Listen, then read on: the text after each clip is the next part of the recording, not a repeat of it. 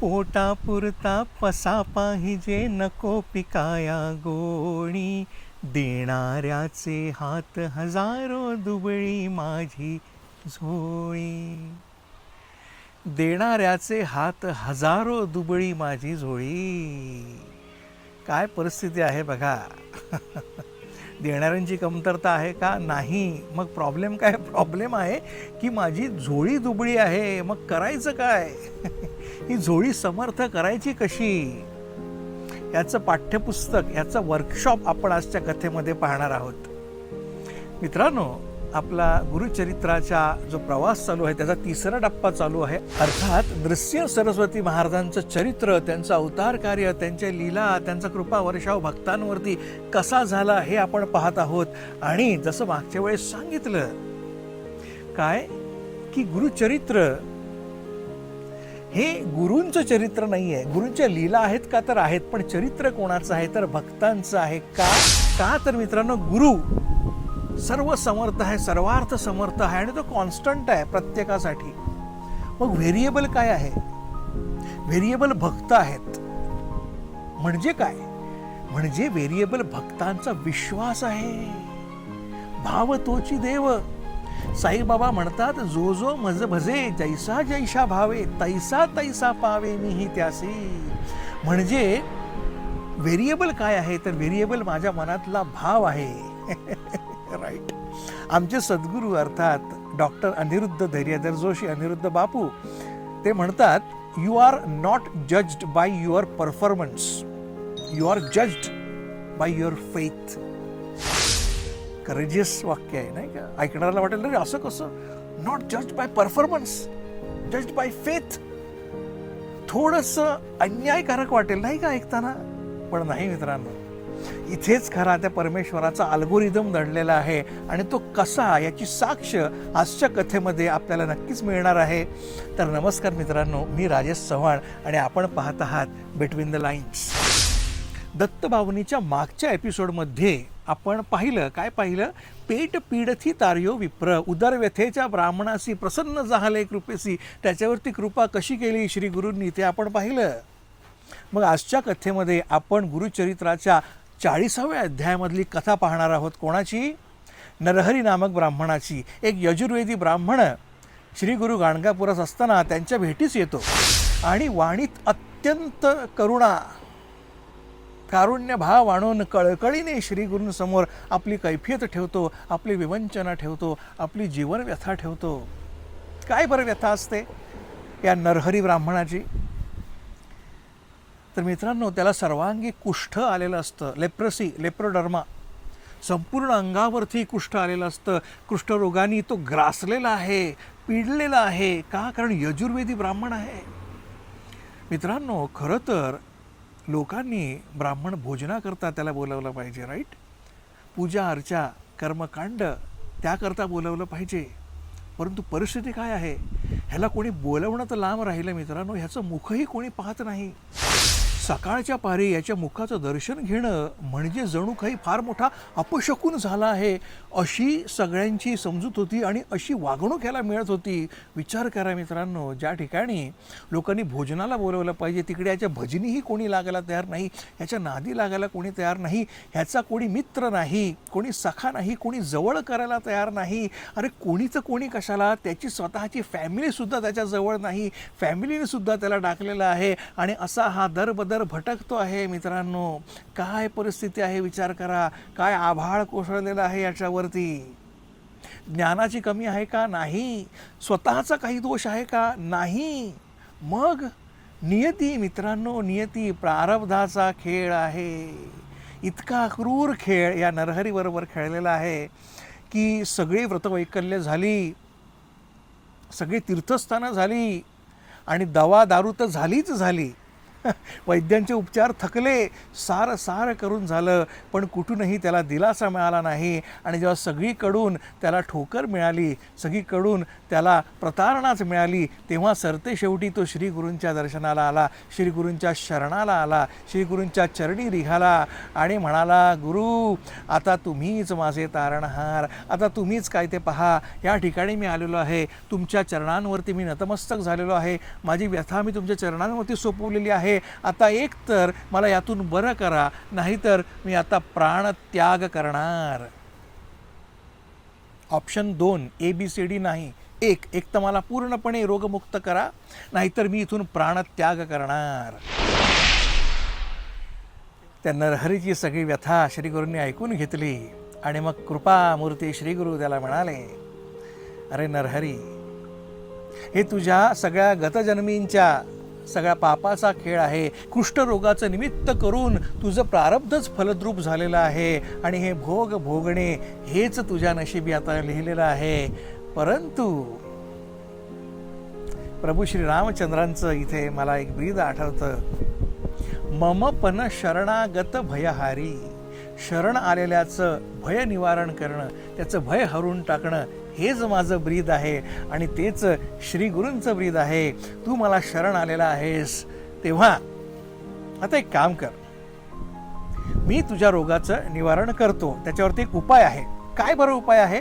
तर तिथे सरपणाची काही लाकडं पडलेली होती, ऑफकोर्स शुष्क लाकडं, राईट, सुकलेली लाकडं जी जाळण्यासाठी वापरतो चुलीवरती स्वयंपाक करण्याकरता.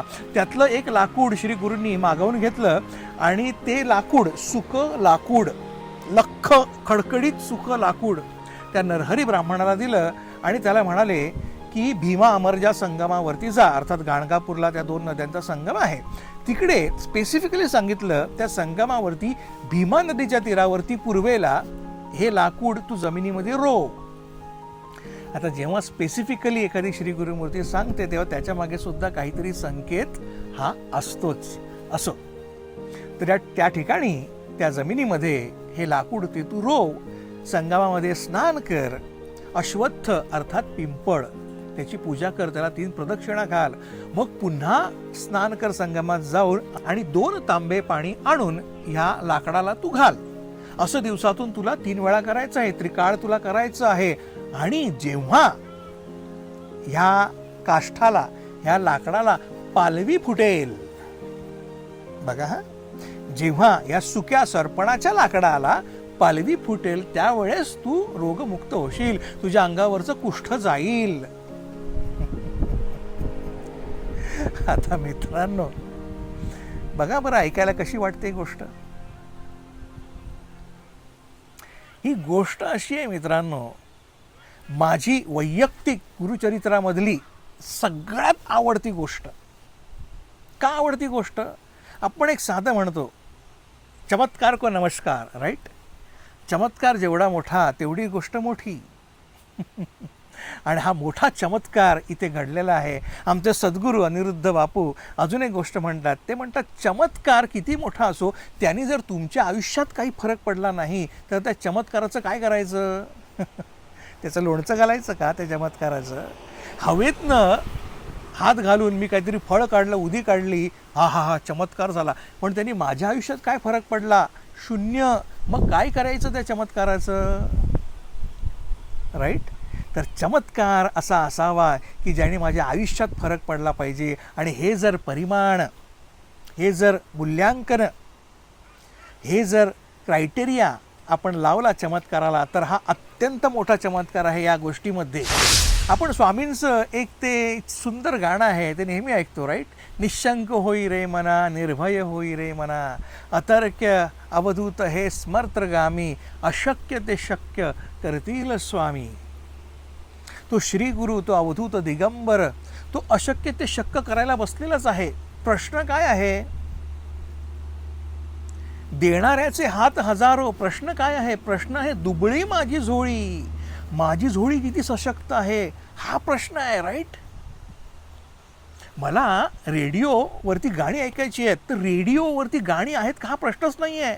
रेडिओ वेव्ज सगळीकडे आहेत. प्रश्न माझ्याकडे रेडिओ डिव्हाइस आहे की नाही हा आहे.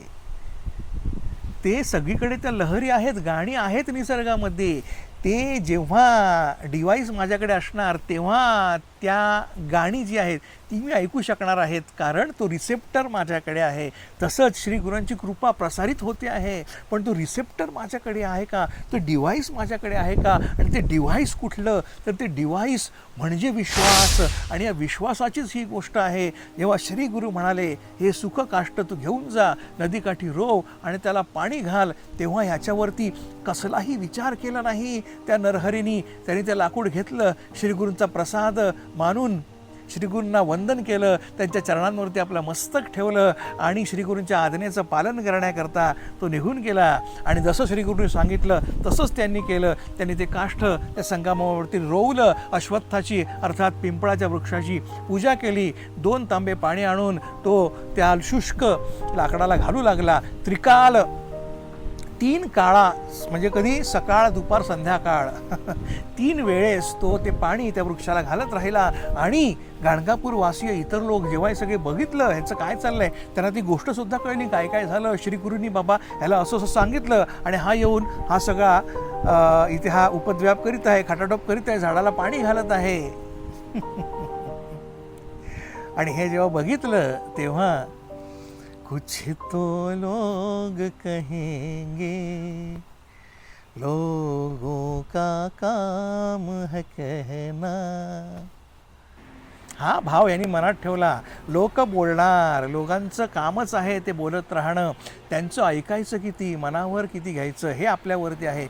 लोकांचं ऐकायचं का श्रीगुरूंचं ऐकायचं?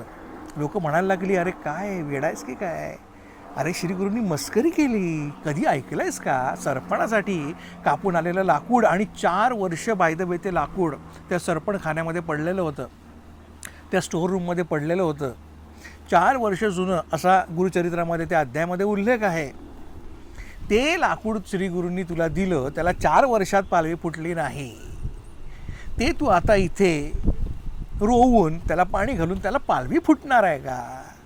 अरे श्रीगुरूंनी मस्करी केली. आता तुला सरळ तोंडावरनं सांगता येणार नाही की बाबा तुझं कुष्ठ कधीच बरं होणार नाही, म्हणून त्यांनी तुझ्या मनाचं समाधान करण्याकरता सांगितलं की बाबा ह्या लाकडाला जेव्हा पालवी फुटेल तेव्हा तुझं कुष्ठ जाईल. याचा अर्थ समजून घे रे बाबा, लाकडावाला पालवी कधी फुटणार नाही आणि तुझं कुष्ठ कधी जाणार नाही. एवढं कुठे मनावर घेतोस तू श्रीगुरूंचं? असं त्याला येणारा जाणारा प्रत्येकजण सल्ला देऊ लागला. आता विचार करा मित्रांनो, यजुर्वेदी ब्राह्मण आहे, अनपढ आहे का? नाही, शिकलेला आहे, सवरलेला आहे, योग्य अयोग्य तर्कसंगत आणि तर्कसंगत नसलेलं सगळं त्याला कळतं. तो काय बाळबोध आहे का? सुक्या लाकडाला पालवी फुटत नाही हे त्याला ज्ञानाने माहिती आहे, अनुभवाने माहिती आहे. आणि यजुर्वेद वेद जाणणारा माणूस आहे, त्याला नक्कीच माहिती आहे. परंतु मनामध्ये काय दृढ विश्वास आहे. तो म्हणाला श्रीगुरूंची आज्ञा आहे, माझ्या श्रीगुरूंचा शब्द आहे, माझा त्याच्यावर पूर्ण विश्वास आहे. शब्द बघा काय आहे, विश्वास. आणि इथे मला साई चरित्रामधली एक गोष्ट आठवते मित्रांनो. Again that's the best episode, that's my most favourite episode. बहुतेक 23वा अध्याय असावा साई चरित्रामधला. साईबाबा एकदा एक खेळ मांडतात. मशिदीच्या बाहेर एक बोकड बांधलेलं असतं, अर्धमेलं असलेलं बोकड. आणि साईबाबा म्हणतात, अरे हे बोकड मारायला टेकलेलं आहे, तर ह्याची कोणीतरी ह्याचा शिरच्छेद करा, ह्याची मान कापून टाका आणि या बोकडाला वेदनामुक्त करून टाका. आता ह्याच्या मागे साईबाबांची काय लीला आहे ते तोच जाणो. बोकडाचं निमित्त केलेलं आहे, पण परीक्षा भक्तांची पाहतो आहे. पहिला नंबर येतो श्यामाचा. श्यामा सुरा आणायला म्हणून जो जातो तो काय परत येतच नाही, म्हणतो वाचलो बाबा. असं करता करता शेवटी एकदा दीक्षितांचा नंबर येतो. काकासाहेब दीक्षित, हरी सीताराम दीक्षित, उच्च विद्या विभूषित मित्रांनो, वकील होते मुंबईचे, उच्च विद्या विभूषित आणि फॉरेन रिटर्न लंडनहून आलेले त्यावेळेस. मित्रांनो विचार करा तो माणूस, आणि माणूस कसा, अत्यंत मवाळ. अरे बोकडावरती सुरा चालवणं वेगळं, बोकडावरती घात करणं वेगळं, शस्त्राने घात करणं बाजूला राहिला.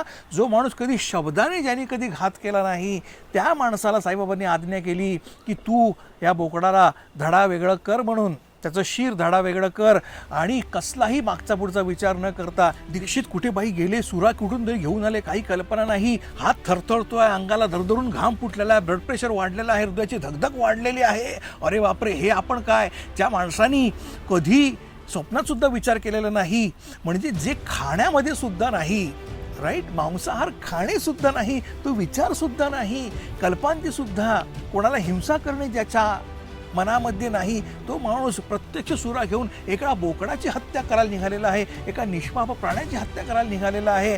आणि सगळं काय ते म्हणतात ते अवसान गिळून त्यांनी बाबांना शेवटचा प्रश्न विचारला. असं थरथरत्या हाताने तो सुरा त्या बोकडाच्या मानेवर ठेवला आणि म्हणाला, बाबा ह्याला मारूच का आता? बाबा म्हणाले, हो, वाट कसली बघतोयस? असं बोलल्यानंतर त्यांनी ती मान छाटण्याकरता तो सुरा असा उचलला आणि तो आता छाटणार. तितक्यात बाबा म्हणाले, अरे जाऊ दे रे बाबा, कशाला उगाच त्या बोकडाचे प्राण घेतोस, जाऊ दे, सोडून दे त्याला. आणि तो सुरा थरथरत्या हातामधून सुटला दीक्षितांच्या. आणि बाबाच उलट त्याला म्हणतायत, अरे काय रे बामणा, तुला काहीच कसं वाटत नाही का रे तो बोकड मारायला? तेव्हा दीक्षितांनी जे उत्तर दिलं मित्रांनो, that is the best part of Sai चरित्र फॉर मी. संपूर्णच सुंदर आहे, परंतु ते जे उत्तर दिलं मित्रांनो, ती माझी विश लिस्ट आहे, दॅट इज माय ड्रीम. त्या उत्तरामध्ये जो भाव आहे, जी कमिटमेंट आहे एका भक्ताची, ती कधीतरी यावी माझ्या अंतःकरणामध्ये. हे ड्रीम आहे. काय म्हणतात बरं दीक्षित, काकासाहेब दीक्षित साईबाबांना? ते म्हणतात, बाबा आपले अमृत वचन धर्मशासन ते आम्हा, आम्ही नेणू तुझा धर्म, आम्हा नाही लाज शर्म, गुरुवचन पालन हेची वर्म, हाची आगम आम्हा ते, गुरुआज्ञा परिपालन हेची शिष्याचे शिष्यपण, हेची आम्हा निजभूषण, अवज्ञा दूषण सर्वार्थी, होऊ सुखी अथवा कष्टी, परिणामावर नाही दृष्टी, अरे होईल जे असेल अदृष्टी, परमेष्ठीला काळजी, देवा काळजी, माका नाही, जे काही व्हायचं असेल नशिबात दिलेलं ते होईल, मला काळजी नाही, परमेश्वर त्याची काळजी घेण्यास समर्थ आहे. मला एकच करायचं आहे. काय करायचं आहे? चित्त गुरुपदी सावधान, मग राहोत की जाओत प्राण, आम्हा गुरुचीच आज्ञाप्रमाण, परिमाण निर्वाण तो जाणे. आ हा हा हा हा हा हा हा, काय भाव आहे! आ हा हा हा, गुरुचीच आज्ञाप्रमाण, परिवार निर्वाण तो जाणे. इष्ट व अनिष्ट आम्ही याचा कसलाही विचार करणार नाही. गुरुची आज्ञा झाली की त्याचं पालन करायचं. जो पालन करत नाही तो शिष्य भ्रष्ट, तो शिष्य नष्ट. हाच भाव अंतःकरणामध्ये धारण केलेला होता आणि तोच भाव मित्रांनो इथे या नरहरी ब्राह्मणाचा होता. गुरुची आज्ञा बस, मला बाकी कुठलाही तर्क लावायचा नाही, कुतर्क लावायचा नाही. त्यांनी सांगितलेलं आहे, मी त्याचं पालन करणार. आणि आपल्या या भक्ताच्या मनीचे बोल, मनीचे भाव जेव्हा गुरूंना कळाले तेव्हा श्री गुरु अत्यंत संतुष्ट झाले आणि काय म्हणाले, जैसा जया मने जैसा भाव, तया तैसा अनुभव. जसा मनात जर श्रद्धा नसेल तर गोष्ट कशी घडणार, तर फळ कसं मिळणार? जशी ज्याची श्रद्धा तसेच त्याला फळ मिळणार, असं गुरु म्हणाले. आणि तिथून उठले, आपल्या भक्तांसोबत संगमावरती गेले. तिकडे पाहिलं तर हा नरहरी जो आहे तो अत्यंत प्रेमाने, एकाग्रतेने, एकनिष्ठेने, चेहऱ्यावरती पूर्ण दृढ विश्वास ठेवून तो त्या सुक्या लाकडाला पाणी घालत होता. ते गुरूंनी पाहिलं. गुरूंच्या कमंडलूमध्ये गंगाच, ती अखंड असणारी गंगा, त्या कमंडलूमध्ये गुरु गेले. तिकडे आपल्या कमंडलूमधलं थोडंसं पाणी त्या लाकडाच्या मुळाशी ओतलं आणि काय आश्चर्य, त्या लाकडाला तत्क्षणी पालवी फुटली. आणि पालवी फुटली आणि त्याबरोबर अजून काय झालं, त्याबरोबर त्या नरहरीच्या अंगावरचं संपूर्ण कुष्ठ जे आहे मित्रांनो ते क्षणार्धात नाहीसं झालं. सोन्याचा देह झाला आणि नरहरीला कोण आनंद झाला मित्रांनो. श्री गुरुच्या चरणांवरती लोटांगण घातलं. अश्रूंच्या धारा लागल्या डोळ्यामध्ये. अश्रूंच्या धारेने गुरूंचे पाय धुवून काढले, पाद संवाहन करून टाकलं, पायाला आंघोळ घातली आणि उठून उभे राहिले. आणि मुखातून श्री गुरूंची स्तुती त्यांच्या प्रवाहित झाली. अष्टक 8 चरणांचं ते काव्य, ते स्तोत्र त्यांच्या मुखातून बाहेर पडलं. इंदु कोटी तेज किरण सिंधु भक्त वत्सलम, वंदयामी नारसिंह सरस्वतीश पाही माम, अर्थात नृसिंह सरस्वती तू माझ्याकडे पहा. इतकं सुंदर स्तोत्र 8 चरणांचं. अजूनही कारंजा ग्रामी जर तुम्ही गेलात त्या देवस्थानामध्ये तर तिथे मोठ्या फ्रेममध्ये हे अष्टक लावलेलं आहे.